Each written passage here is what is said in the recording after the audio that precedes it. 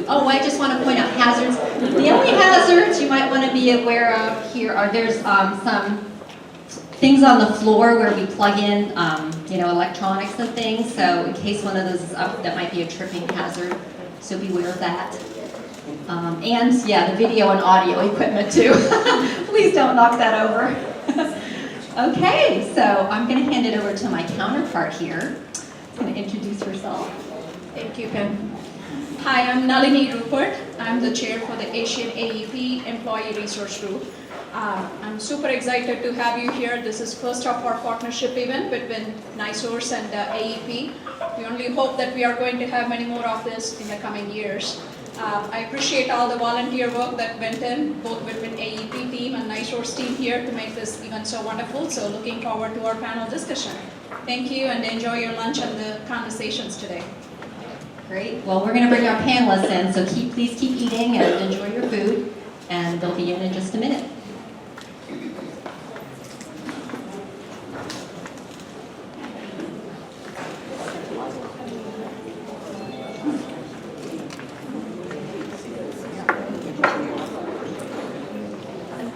For those of you who are wondering if you like the food, we got it from Haveli, am I pronouncing it right? And they are downtown here, so go check them out if you like it.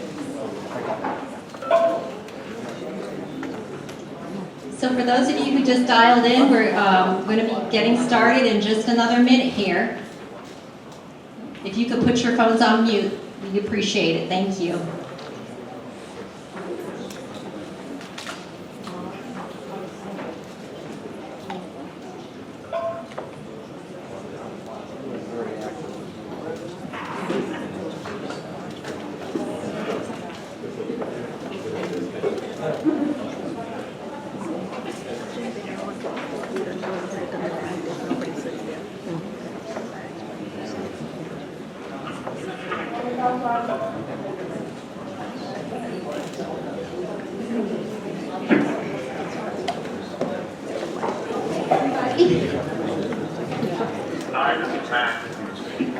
Hey man, Resolve, I'm not sure if I heard Andy yet. Okay. How you doing? I'm doing well, thanks. How are you?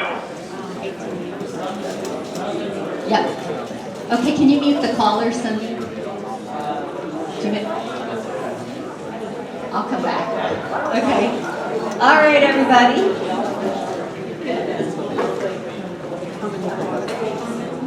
It's my pleasure to introduce Pablo. He is our Executive Vice President and President of Gas Utilities here at NiSource. He's also our executive sponsor for PACE. And under Pablo's direction, we've been able to grow in just 3 years to over 450 members. He's a really great sponsor. He supports everything we do, gives us direction, and at all our events, and we just couldn't have had this success without you, Pablo, so thank you. And he was also, as I understand, president of the Asian Resource Group at AEP, so it just must be in your DNA. All right, well, I'm gonna hand it over to you. Okay, wonderful. Thank you so much, Panelists. A big thank you to Panelists and the leadership team from both of the ERGs that helped to pull this together. And it's great when we get an opportunity to bring our organizations together to learn from each other. As our ERGs have been growing and developing over the last several years, what is an underlying consistency that I see in how things are done at NiSource versus my perception of how they were at AP is that the focus on bringing the organizations out into the community and to learning about the companies through the ERG's work in the communities is really one of the great strengths that we do together. And the second is how we learn together. And the networking opportunities and the learning about culture, the learning through business discussions and priorities and leadership sessions. It's a tremendous learning opportunity, and it's in that vein that this coming together, I think, continues to enhance the work that the ERGs are doing in both of our companies. And so I'm excited to see such great participation on both sides. I'm looking forward to a very interesting and learning conversation today. What I'd like to do is introduce our panelists, have them come up here. Then I think, have we already done a safety moment? We Yes, have, we we're all did. set there? Wonderful, thank you. And so let me introduce our panelists. So first off, we've got Hanna Balla. Hanna Balla is the manager for customer experience strategy here at NiSource. Come on up, Hanna.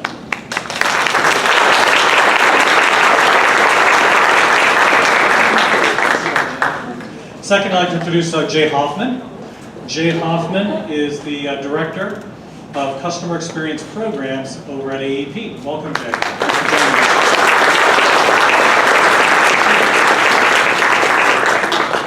Then I'd like to introduce Suzanne Surface. Suzanne Surface is the Chief Services Officer for us here at NiSource. And I'll let her explain a little bit what that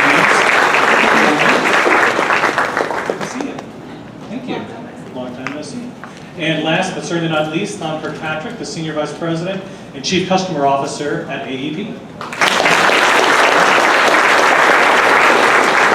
So as we get started, I'd like to also introduce and welcome Raja Sundarajan, who is the President and Chief Operating Officer of AEP Ohio, who's going to make a few welcoming remarks.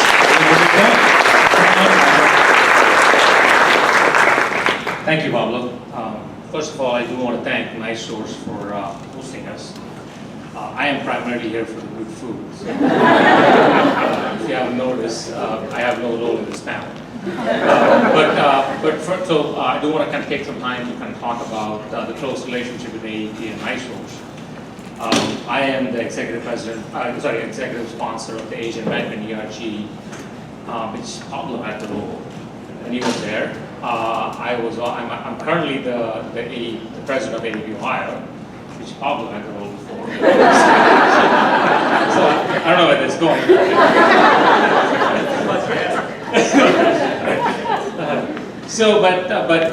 Clearly there's a close relationship between AEP and NiSource, and as you can see, the ERGs also closely working together is a great testament for that. So I do want to thank NiSource and you all for putting together a great event, and also providing us with food, so that obviously gives us additional motivation for more here. Well, with that, I'll turn over to Pablo, and I'm looking forward to a great discussion. Thank you. Thanks so much, Roger. Thank you. All right. So I thought maybe a good way to get this panel started, and just from a kind of a lay out the plan for today, so you all kind of know how we want to do this. I'm going to tee up some questions for the panel around customer experience, the integration of customer experience with the work that our ERGs do, perhaps bring a little diversity into that conversation, understand how those perspectives influence us. And then I'd like to open it up for questions from you guys. So as always, the learning opportunities are best when there's more engagement, and so I'd ask if you could be thinking about ways that we could learn through your questions and the things that you're thinking about. And so we'll leave some time for that, and then we'll close up with some kind of closing thoughts from the panel.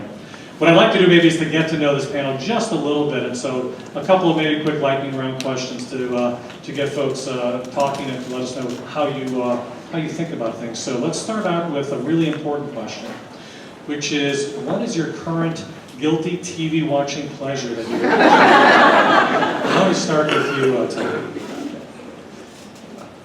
I would say my second guilty TV pleasure is Bosch on Amazon. It's a crime novel, or Jack Ryan, which is an action thing. So those are two I'm kind of waiting for the new seasons to come out actually right now.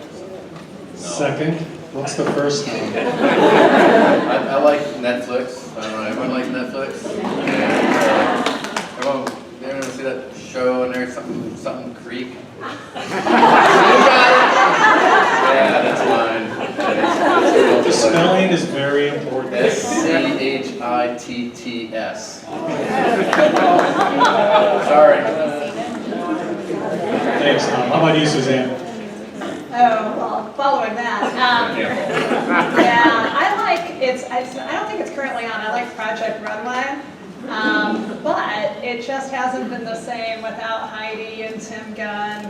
I just really miss Tim Gunn, so I'm not sure if I can recover from that. Jay, how about you? I watch gross amounts of English football. Otherwise known as? Yeah, soccer. So much so, actually, that I've got 4 daughters. The youngest one's actually developing a bit of an accent. So. That's fantastic. fantastic. And Hannah, how about you? Mine is the Great British Baking Show. So good. Great British Baking Show? Yes, don't watch it hungry. But there's a few seasons out, so you could have binge watched it, but now Netflix is releasing it a week at a time, so it's very difficult to like wait a week. That's awesome. Awesome. Very, that does sound very educational. All right, one more quick one. We'll start with you, Hannah. What's your favorite Asian American food dish? Oh, okay, so I don't want to sound biased, but I really love Korean food. And I guess the Americanized Korean food would be like bulgogi, like barbecue, Korean barbecue. Awesome. Jay, how about you? It's kind of there's a nationality distinction you have to make. I mean, I love pad thai, I love good lo mein, but even today I'm just a sucker for. I could put anything on naan and eat it. I agree with that 100%. Suzanne? So my family is sort of Eastern European in heritage, and so you think about pierogies, and so to me the Asian version of that was pot stickers, which I absolutely love. Yeah. Tom, you? I'm a very spicy pad thai guy. Spicy pad thai. I love spicy pad thai. So. All right. Well, and thank you for everybody who brought lunch here today. Nothing convenes better than feeding folks. So I appreciate that, and I hope everyone's enjoying that. So let's dive right in. And I wanted to tee up a question. This first one, I'd like each one of the panelists to share a little bit of perspective around, and that is, what are some of the customer experience specific initiatives that are being worked on in your company? And with your role being what it is, what's your role in helping to drive that? So why don't we start that one out? Tom, we'll start with you. Okay. I think right now our focus is primarily on laying the foundation in all of our customer systems, mostly the technology stack, if you will, that helps serve our customers, to get that stack right and to begin then expanding our access to our company through various digital channels and improving those digital channels. That's the core piece of the work. A lot of foundation laying, a lot of new technology for our call centers, and then the new technology in the digital spaces like voice control and mobile app and those types of things, trying to really improve those business processes. I've heard on TV advertising some of the voice control capabilities that are now coming with Alexa and with a Google device, the Google Home device. Was the bridge to get to that capability as wide as maybe originally thought early on, or not so much? Honestly, I thought it was wider than I thought the natural language processing intelligence of these devices was a lot better than it actually is. The teaching these things to understand what you're asking is really a big effort, a big lift. They call them utterances, I think, to use a technical term. Teaching the utterances to Alexa and to Google Home has been, more, I think, to me, more challenging than what I expected. Thank you. Suzanne, how about from your perspective, what do we have going on here at NiSource? So NiSource has really launched into a real focus on customer experience, and that was really through Joe Hamrick's leadership and Pablo led that organization. We've been doing that work for, I think, now about 3 or 4 years. For those of you on the AEP side, what you might not be aware of is that just a little over a year ago, we had a significant safety event in our Massachusetts area. And so from a customer experience perspective, we're really in a point of making sure that we continue to earn our customers' trust. And that starts with that safety foundation, which we've always very highly valued at NiSource, at Columbia Gas and NIPSCO.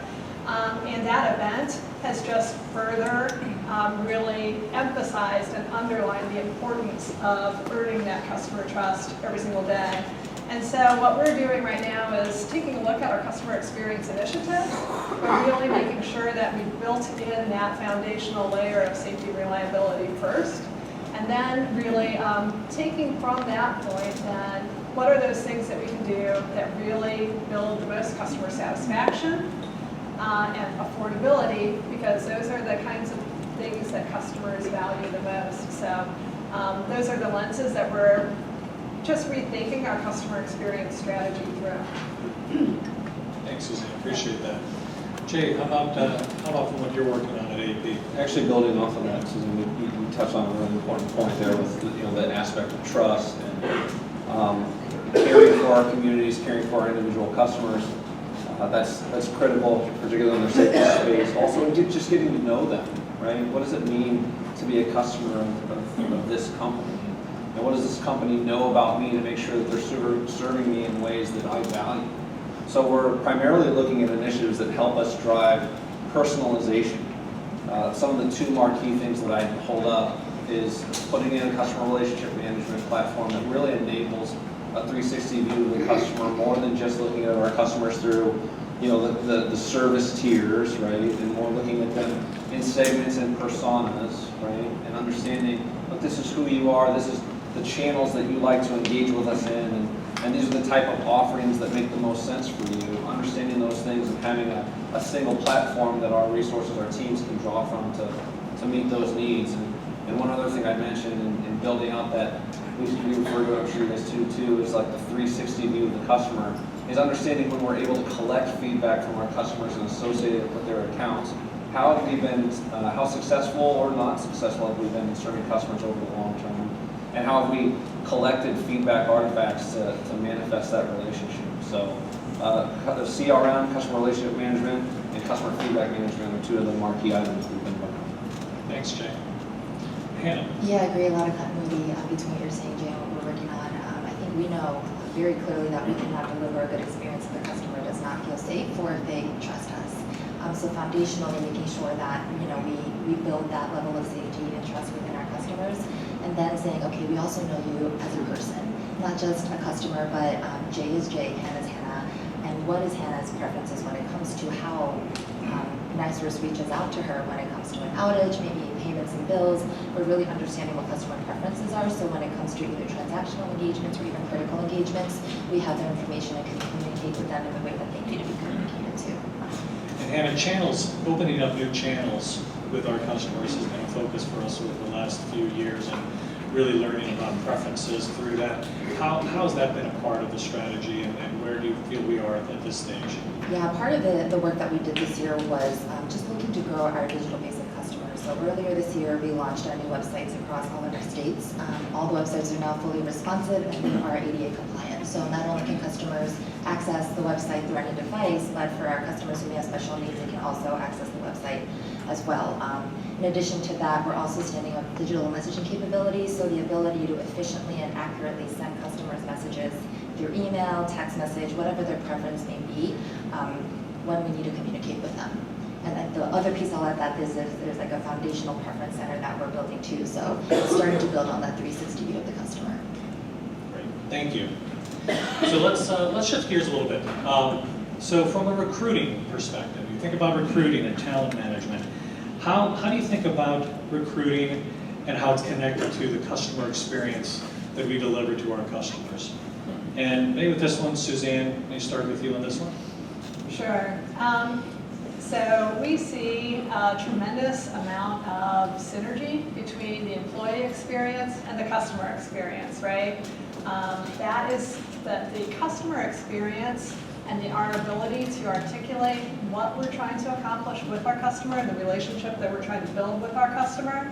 That's something I think that really motivates and inspires our employees, and especially I think our new employees. They want to be connected to something that has more meaning than maybe you might expect a utility company to have. And so I think it just personalizes and inspires and drives a level of connection for employees much more deeply than perhaps what you might imagine a utility is all about, because we do really have a tremendous impact on customers' lives. We have a tremendous impact on the communities in which we serve, the economic prospects, the growth, and the potential of both our customers and our communities. And so I think the more that we can help illustrate our customer commitment to our employees, both existing and our new employees, I think that's something that draws employees to us and helps us also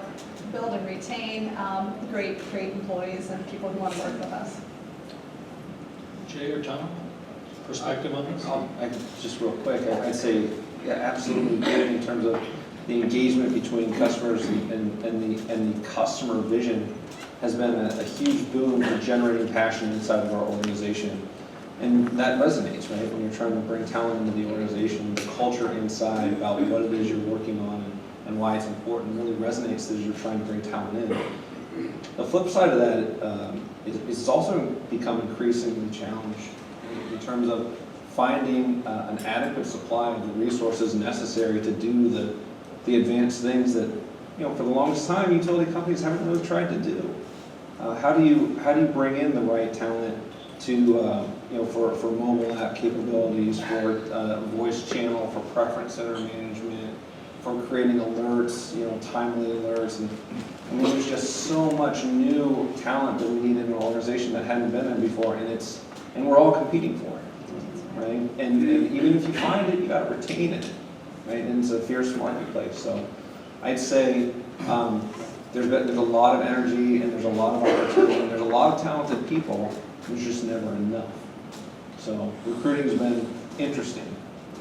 I think about what the focus, a lot of the early comments around what we're working on collectively between our companies is focused on technology advancements and enabling a type of experience that customers expect today that comes from the examples they see from a lot of other businesses.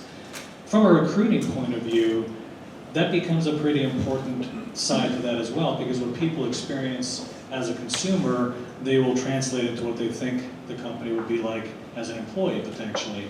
I'm wondering from that perspective, Hanna, how do you think we are doing as an industry in terms of really letting folks know this is what what it's going to be like working here, and it's beyond the brand strength, because there's very recognizable strong brands between AEP Ohio, Columbia Gas of Ohio, and so we're very well-known entities. But what is our technology platform or profile doing to help us with people understanding how we like to work here?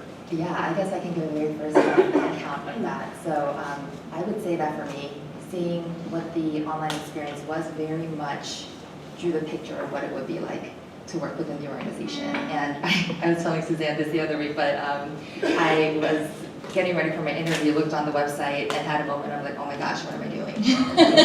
I came from a background of digital consulting, stood on mobile apps and websites for a number of different retail, healthcare companies.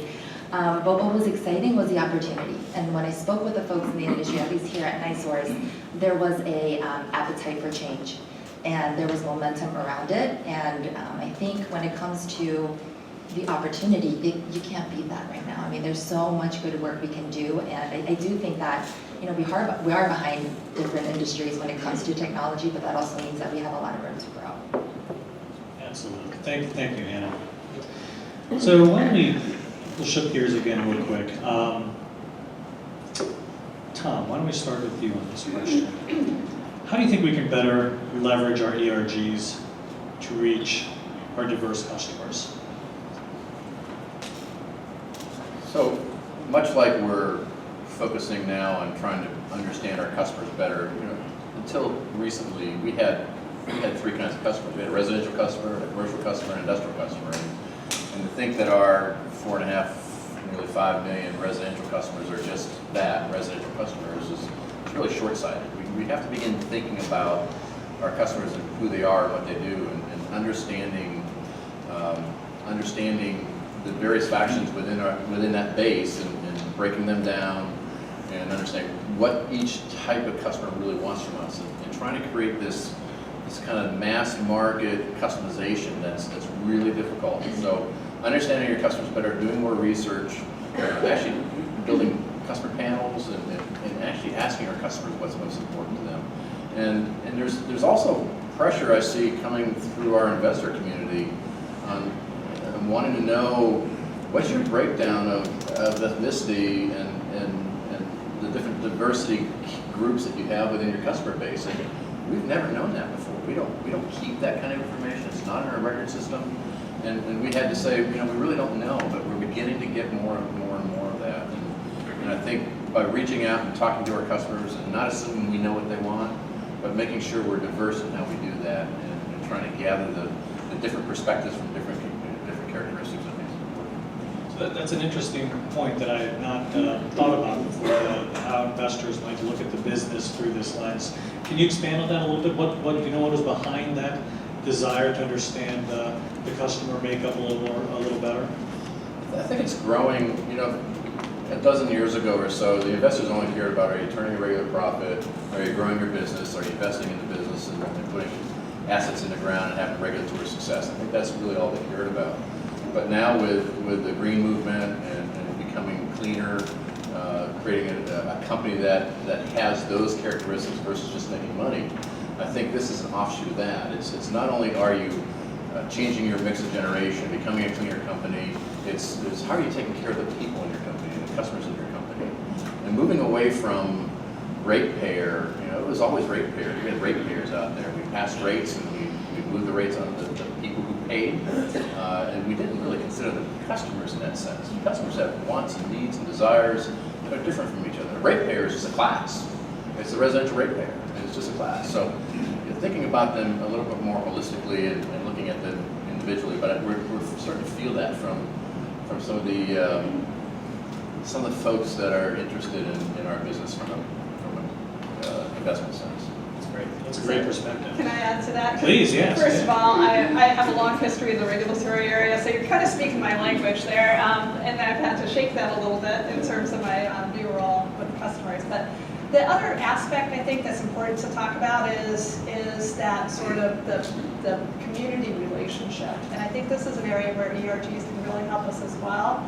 And what I would love to see is really more strategic relationship building between our ERGs and our leadership, our state leadership, our local leadership, so that we are forming relationships with stakeholders and communities that matter to us and our work.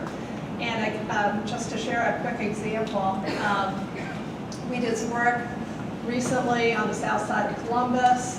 It was Southfield, Marion Franklin area of Columbus. This is an African American community, relatively low income, but unique in this community is this was an area where residents had owned their homes for a long period of time. And they were very, very protective of the investment that they had built over time in that community. And they had also been somewhat burned by prior corporate interests having an impact on the area in which they live. So we needed to establish a point of delivery in that neighborhood, and ended up running into some real opposition because there was a lack of trust and a perceived lack of a relationship. And is this an organization that's committed to really address our concerns, or are you going to do something to us and then up and leave, and all of a sudden the investment that we built in our homes is further degraded?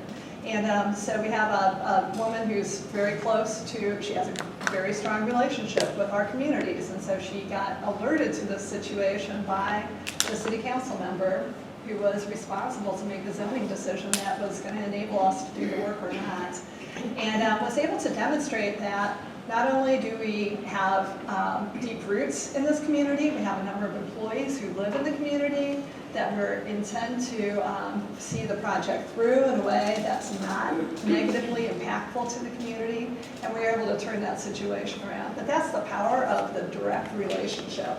And so there's work that we do that is just local. When it matters the most to our customers, that tends to be a local face-to-face relationship. And so in the course of, there's obviously a lot of things that we can do to build customer experience from a central and technology basis, but at some point there's just no substitute for that direct relationship. And so that's where we really see our ERGs helping us leverage those opportunities. Very good example. Thanks, Suzanne. Quick question, one for each company. What languages do the call centers that you support have interpreters for to be able to cover?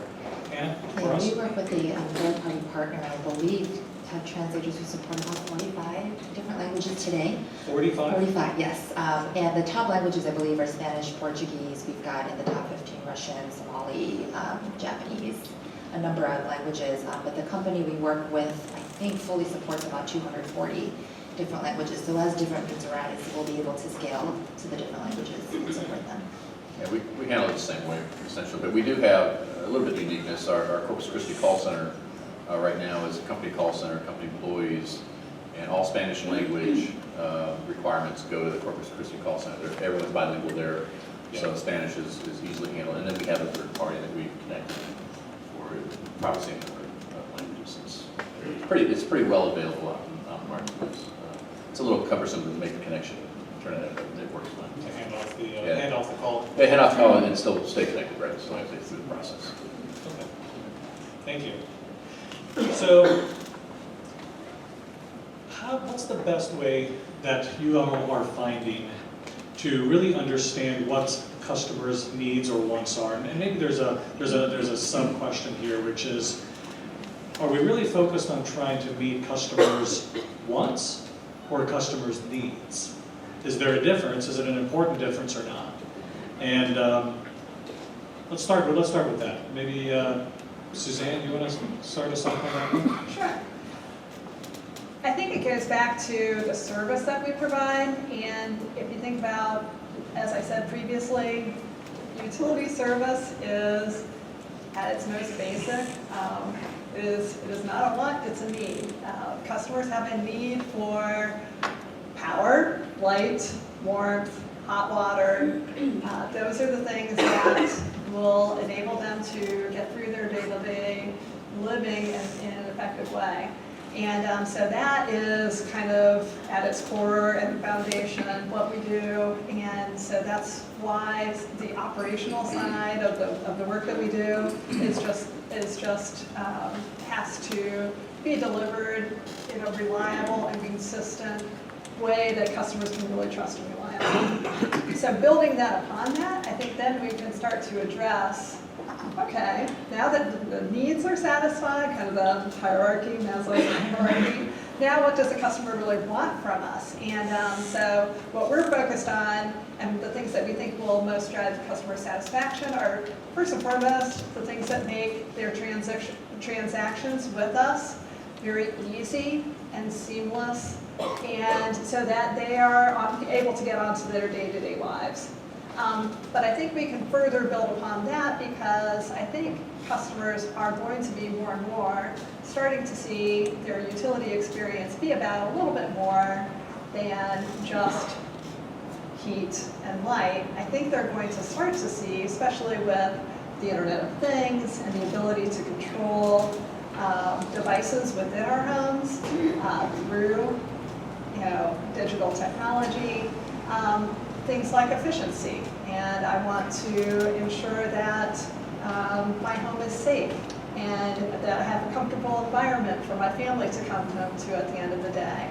And that I'm ensuring that I'm using resources in an energy efficient way, in a way that helps me fulfill what I think is valuable as a consumer in terms of my energy efficiency mindset. So those are the kinds of things I think that we can start to build upon once that foundation is really set and firm. So how about from a want and a need perspective? From AEP, Jay, do you guys have a perspective? Are you talking about wants versus needs, and does it drive what you're doing in a different way, perhaps? We talk about it, I'll talk about it a little bit philosophically first. I mean, does it really matter how we distinguish the difference between wants and needs, or does it really matter how our customers distinguish it? And when it comes down to it, when we as regulated utility companies look at our mandate, it's to serve our customers without bias. It's to serve them with equal availability, but doesn't mean to serve them all the same way all the time, right? And when we get back to the conversation about personalization, someone's want may be somebody else's need, right? And so the way that we've gauged that and tried to assess that historically has been things like, macro sentiment studies. I'll throw like J.D. Power out there, things like that. But how does a macro study that's condensing sentiment into a few bite-sized chunks compare to the direct feedback of this customer that had this experience? They're telling you directly, and you need to fix, whether it was a need or a want, right? Because at the end of the day, the environment that we live in today, we know this. If you deliver a bad experience on either a want or a need with somebody who's digitally savvy and maybe socially connected, it's going to go viral, at least in your service territory. And everyone will know about it. How are we responding to that? We're attentive to things like that. I don't know if that specifically answers the question, but we're trying to change the way we think. When I first joined AEP, from what do we think people want to what do we know our customers have told us. Great perspective, thank you. Hanna, be interested in your perspective on, as we talk about customer experience and customer needs, from a retail perspective versus a utility company perspective. Is there a difference? And from somebody who's worked outside of the industry in a more broad kind of digital customer experience point of view, what is the difference if it is there, and is it important to understand it?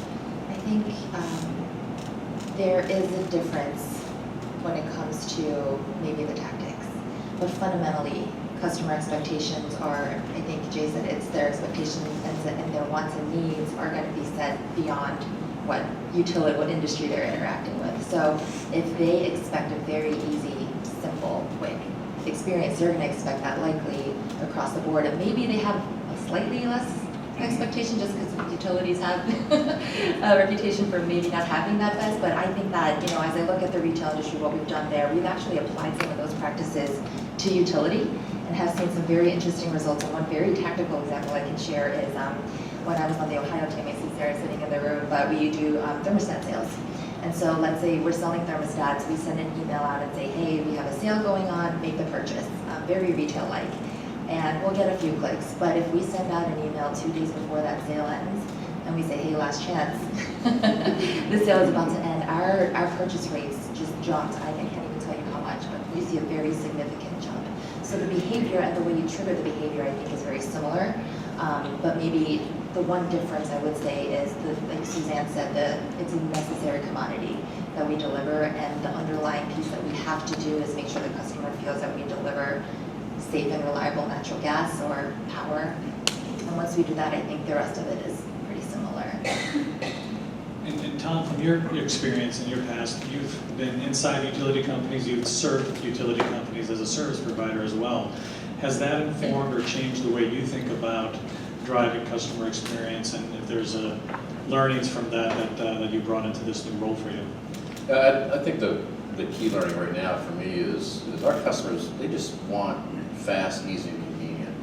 And every customer will have a different channel that they want to accomplish that in, whether it's a digital channel, whether it's a call channel, whether it's on the web or on an app. They just want it to be convenient, they want it to be fast, and they want to do it quickly. So meeting that challenge across the multiple channels that you have, it can be very, very difficult. So, our main goal is to look at those channels, make sure that we allow our customers to come to us in the channel of their choice and make that channel as good as it can possibly be. And I think if you do that, your customers are going to be satisfied with what you do from a service standpoint.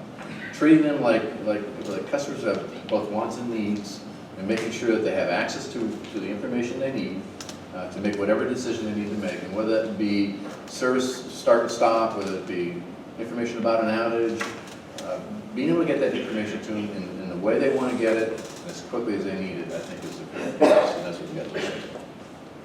So why don't we maybe see if we've got any questions or perspectives from our participating audience here. We can get a microphone. We've got a couple of microphones out here we can get around. Anybody have a question for the panel or a perspective they'd like to share for the benefit of the group? Use that at Panelists. Thank you.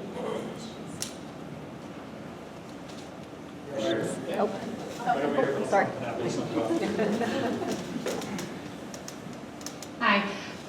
So Suzanne, you had mentioned the Internet of Things and around changing behaviors.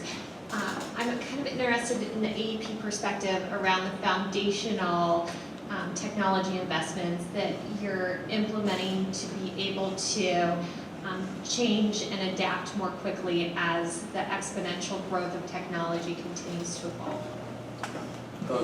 Some of the foundational things we're doing, a lot of it's around customer contact channels, making sure that we have the ability to create that fast, easy experience. The other things that we're attempting to do and are working on right now is we need to be able to offer to our customers some of the things that they get from everywhere else. I mean, you get on a website today and you're having trouble navigating that website and web page, what happens? A chatbot pops up and says, hey, I noticed you're having trouble, can I help you? We haven't been able to do chat until very, very recently because our underlying technology stack would not allow it to happen. So building these foundational elements that then allow things like chat, virtual hold when the queue times are long, ability to call customers back and not lose their place in line, these types of things that I think are really important to that. Again, everything we can do to make the customer get a convenient and quick service with us is really where our focus is on the foundational things now. And then the next step, you talk about the Internet of Things, and it's just exploding in people's homes today. The question becomes, as a utility, what do we want to be in that space? Well, we know we want to be in the voice channel. We think there's going to be millions upon millions of voice channel devices out there. So the Amazon Alexa and the Google Home and ultimately Siri, all those voice channels are things we want to leverage. They are a little more difficult for us. What we want to be able to do is deliver relevant information to our customers through that channel. For instance, we're doing a lot of work right now in what we call home energy management, and it's an analytic type analysis that gives the customers information about how they use electricity, or how much are they using for heating, how much are they using for cooling, how much are they using for cooking, and break down that load. Ultimately, with technology and analytics and AI, we might even be able to tell the customer through our smart meter technology that your refrigerator has been running a lot more often than it used to run in the last 2 years. Perhaps you have a bad compressor. Things of that nature are where we aspire to. We're not quite there yet. Thank you. Great question. And you bring up a great point that this is a great learning opportunity to understand how the company that you don't work for, the other company does something. And so whether it's from NiSource AP, great opportunity to learn from the experiences of others. Clearly there's a lot of alignment and alignment in the focus, but how we do things and where we are in that journey is clearly different between our companies. And so great opportunity to learn from each other. Benny, got a question here in the front row. Thank you. Yes, thank you. I heard you mention that part of the customer experience is a healthy corporate culture.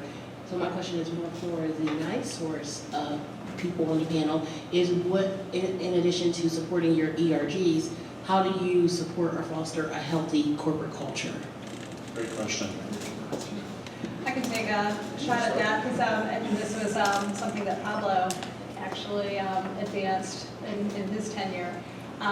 One of the things that we've done to really drive a customer-centric culture across the organization is to identify a brand promise for our organization. So what does it mean for us to serve our customers, and what expectations, what is the promise that we are making to our customers? And so the brand promise that we established was relentless champions of safety, service, and comfort. And so that's not something that we would necessarily stick on a billboard or that kind of thing, but we really drove that through our organization just to really allow our employees to identify with, hey, this is what it means to be an employee at Columbia Gas and NIPSCO, and this is what it means to serve our customers effectively, and really drive that thinking around being a relentless champion. What does that mean, and how does that allow me to step into my interactions with the customer in a different way than maybe I might have prior to having that identified? And employees absolutely loved this. I mean, they totally identified with it. They felt like it was naming and identifying something deep within them that they hadn't necessarily had fostered in the past. And so it just really gave permission for employees to say, okay, I'm in this situation with a customer. How can I act as a relentless champion here today and make that difference? I just add a little bit to that. You know, the CCO that just retired at his place, he he wanted to give an award in our call center to the call center rep who had to break the rule to satisfy a customer. We have so many rules that so the regulatory process that we have to follow. And really thinking about that whole interaction completely differently. And then if you really look introspectively, you find that maybe what we're doing as a company and what we're doing as leadership is really driving the wrong outcome. For example, if I measure my call center agents on their average handle time, because that then the best performance then gets them the best slots in the work schedule, I'm encouraging them to get off that phone really quickly, right? If it's all about average handle time, then they're going to want to get off that phone real fast. And is that the right thing to do? So we've overhauled that completely across all 6 of our call centers, 600 agents. We said we're not going to measure that way anymore. In fact, we're going to measure a different way. We're going to measure with medallion and real-time tooling. And we're going to focus really on exquisite customer service, the ability to thrill our customers in that communication that they have. And completely take away this incentive, which drove costs down. It took a lot of money out of the operation, but it didn't do much for our customers. So that's a big effort we've done on the customer call center side, and in the field side, we put everyone through something called great training. And essentially great training was the small moment you take in the field as a field personnel, whether it be a lineman in the field who's trudging through someone's backyard in the middle of the night trying to fix a transformer, regardless of what it is that 30 seconds that you take to maybe say hi to a customer who's standing on your porch, say, what are you doing in my yard? Say, hey, I'm here with the power company, I'm here to fix your problem, etc. Those go a long, long way, and those are the things we're trying to drive from a culture standpoint, and make sure we don't send the wrong incentive to our employees for things like that. Yeah, what you measure really drives behavior, and you learn that What you measure, what you pay. really quickly. That's exactly right. Absolutely right, yeah. What else? Any other questions? Yes. Go ahead. Yeah. She's got it. Mike. Sorry, Panelists, we're giving you a workout.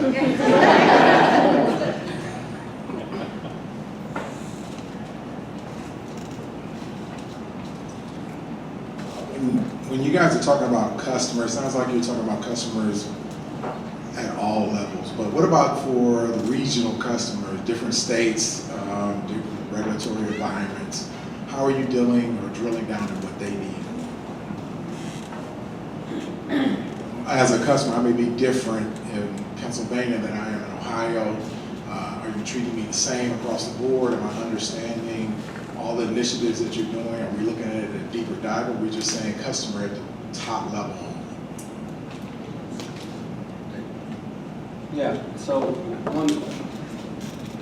I'll take a stab. I understand the question. I don't know if there's a perfect answer. What we're trying to do is, I refer to it as like a hub and spoke model, right? So the way EEP is organized, and we've got a central service floor, and what we're trying to do is drive strategy and drive consistency where it's appropriate out of that service floor capabilities, right? An analogy that was used to me early on was like arrows in a quiver, right? If we're going to do a mobile app, we're going to do it a certain way, but how we interact with that mobile app or how we position that in each marketplace may be nuanced different because our Louisiana service territory is different than our Michigan service territory. The hub and spoke model, going back, having a central strategy around social media interaction and meeting customers in that channel. There's policy, there's governance, there's strategy that we want to do to protect the brand at large, but out on the spokes in our operating companies, we've got local resources to deal with those, to deal with Louisiana Louisiana's not a tough spot. It's just, we're just easy to pick on, right? Any LSU Tiger fans in the room? Probably not. Sorry, I digress. I think it's important in each of your operating company spaces to carry the corporate strategy torch, right? But to understand, maybe playing a little bit off of what Thomas said, understand the opportunities to break the rules, so to speak, to meet the local needs. So you've got to have that flexibility. I think we're trying to do that. And maybe, Hanna, you could, because that question made me think about how we have evolved our customer experience in Massachusetts very uniquely than we have in some of our other states, and for various reasons. Do you want to maybe share a little bit, Hanna, about how things have maybe look and feel a little bit different from the Massachusetts customer side versus the rest of the business? I think the tenor is very different in Massachusetts, just knowing what those customers have gone through with us over the past year. So we're very thoughtful and think of Massachusetts and the way we communicate with them a little differently than some of our other states. Or if we're rolling out a certain capability, Massachusetts may be the last one we roll it out to because the amount of change it may take and the burden that the customers may or may not feel depending on that. But very similar to what you're talking about, we do engage with our state representatives very closely when we deploy different capabilities. We run pilots in different states just depending on the makeup of what that customer base looks like. For example, we know Virginia is pretty digitally savvy. So, we're looking at potentially expanding a pilot out to them, just knowing what that base looks like. But very similar to what you spoke of. I think that hub and spoke is a great visual, actually. I think the question is a really great one. You can ask that question in a couple different dimensions, like you did, right? Regional customers, but also asking it similarly in terms of, how are you if we tend to just only allow the question to revolve around residential customers, you've got to be able to understand that there's an experience at corporate, at commercial and industrial levels as well. And how are you, tweaking your strategy to make sure you're meeting those customers' needs as well? I would say even going specifically to Massachusetts, we don't even think about our customer as just residential, but that community. So they may not be a Columbia Gas customer, but they are impacted because they're a part of that community. Hi, Lindsay Chambers, AEP. I just wanted to kind of say, first and foremost, thank you, NiSource. When we were going through a recent change in regards to our billing and payment platform, there was resources that were helpful to some of the changes that were recently made. So I guess from a strategic standpoint, do you see that broadening and kind of sharing like best practices or hurdles or challenges that we've gone through along the way to get where we are and so forth? Do you see that expanding at all as far as the relationship goes? That's a great question. So the relationship between us as utility companies and being able to partner and leverage each other's experiences, absolutely. I think we've had opportunities to do that in the past. I didn't know about the one that you shared, so thank you for that. I know maybe Hanna can speak to this around our energy efficiency programs. That's an area that we have collaborated, I think, very well between the two utility companies in the past. But certainly, that's one of the things about this industry that I absolutely love, is that I think it has something to do with the fact that we have service territories that are somewhat distinctly defined. But in any case, this is a very, and maybe it's also the critical needs, if you think about mutual aid and those kinds of things. But this is an industry that's incredibly collaborative and open to sharing great thoughts and ideas, and to really allow the leveraging of best practices. And so that's absolutely, we'll extend the invitation and look for those opportunities. And the ERGs would be a great point to make that connection as well. As you continue to work together, start to talk about business questions that you have that you might want to tackle jointly. That would be a great way to leverage the ERGs. Let's have lunch at our place next month. That's spicy pad thai needs to be.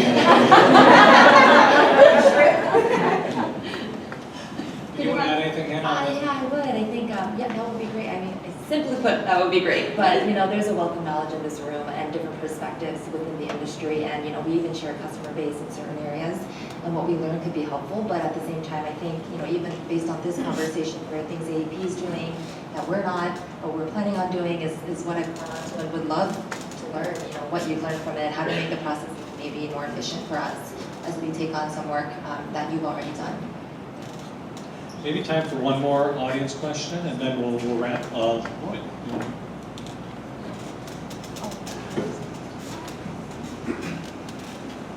So, given that we all kind of know that the name on the bill that goes out to a customer isn't necessarily the only customer in the building, can you talk a little bit about some of the challenges with identifying who all of our customers are and some of the strategies that we put in place to try to get to that information? So if there's a mother-in-law that stays in the home and she's home the majority of the day, and the person paying the bill isn't there, and we need to contact that residence, how do we know? All right, I'm going to start with just a real quick, I'll tell you one real quick, I promise, but a hypothetical, right? What if the way that you've structured your customer system is such that the customer isn't a person at all, but it's a meter, right? And so the secondary piece of information. Imagine. So the customer is actually, it's a meter with an asset ID, right? And the secondary piece of information is the address that asset is located, and somewhere down the list is an actual human's name. And there may or may not be other human names associated with that. You have to rethink what a customer is. And what's really costly and really time consuming, every hand in this room will probably have to be involved with it at some point, is how to redesign the customer system in such a way that the customer is the customer. And the people in that house that represent that customer. Yeah, when it's a meter, it's a ratepayer, right? meter says something, it's got a number on it, the number translates into the cost, and you send it to the ratepayer. And Jay's exactly right, you got to completely break that cycle. So you're saying that utilities are actually personalizing the experience by calling them ratepayers instead of meters?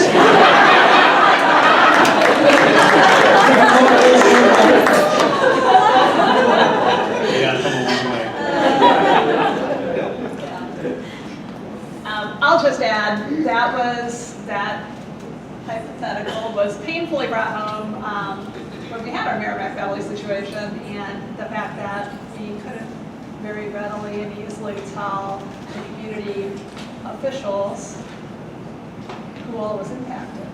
And so, and furthermore, who all really needed natural gas for heating, for example. So those were things that we are that's why when I started, I said that we're lifting up and above the safety and reliability aspects of the work that we're doing, because that's an area that we know we need to get better at. And so we are going to be very much focused on customer data and making sure that we've got the right customer data accessible to us. And we have it, it's there, it's just not very easy to get to right now. Well, I'd like to leave just a couple minutes maybe for some closing perspectives. We've had some really good discussions, great questions from the participants here. Thank you for that. And let's close with some closing thoughts and some appreciation for the engagement here. So why don't we start, Hanna, we'll start with you this time and just work our way down. Yeah, so, I think it's a big thank you to the ERGs for coming together. And, we briefly touched on the importance of diversity. And diversity to me, it does transcend culture. It transcends, it's a mindset, right? And every customer has a unique need. And these ERGs are so important, I think, in plugging into those communities and bringing those insights and those perspectives back to us, particularly as we work with the customer and continue to build that customer strategy. Absolutely agree. And the thing that I'd say is the customer experience, much like the diversity and inclusion experience, it can't be treated as a check-the-box activity. I think all too often, big companies get caught up in the mindset of, what's the flavor of the month in terms of the strategic objective that we need to check off the list. And we know that if we only engage in our resource groups to the extent that I went to a monthly meeting, or I met people that were similar to me, there's value in that, but sub-optimized value. If you're engaging at a level that, what makes us similar, what makes us different, and how do we parlay that into something that's mutually valuable?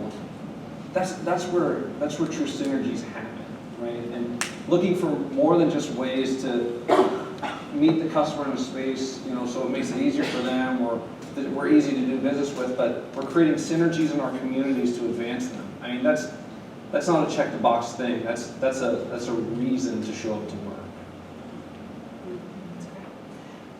For me, it's about customer experience where it matters the most. And so just to tie in what Hanna and Jay just shared, that really, when it matters the most, where it matters the most, tends to be when customers have something very important to them that they want to either get done on their behalf in terms of their bill or their service, or maybe there is an outage. And so those are those opportunities that we have to address with technology when and where we can and get those platforms as efficient as we can. But really there is no substitute at the end of the day for that caring individual who makes it their job to go that extra mile on behalf of the customer. And so that to me is really making sure that we have that capacity and that availability and that level of respect and relationship with our customers. And so I really appreciate the work that the ERGs do to help us build those bridges and relationships and make those relationships even stronger. I just a quick add. I'd be even a little stronger. I would encourage the ERGs to challenge us. Use your voice both individually and collectively to challenge the leadership of your company to do the right thing and to get to engage them and to bring them. We talk about the voice of the customer a lot in our business. What is the voice of the customer?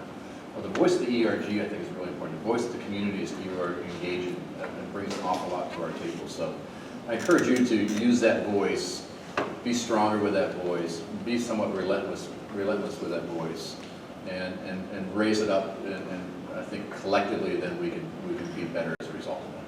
I know our organization is better because of the ERGs that we have. They have pushed us and challenged us in different ways, and to communicate better, to be more thoughtful about how we communicate, and I think we still have a long way to go, and you're all going to be a part of that journey.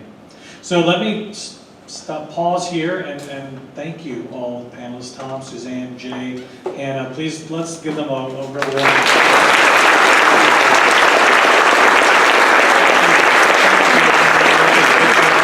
Thank you for coming here, making this a great event, and hopefully this will be the first of many opportunities to share with each other and to get together, not only among Asian American ERGs, but we can look at our other ERGs to come together as well and continue this learning journey. So thank you all and have a wonderful day. Thank you.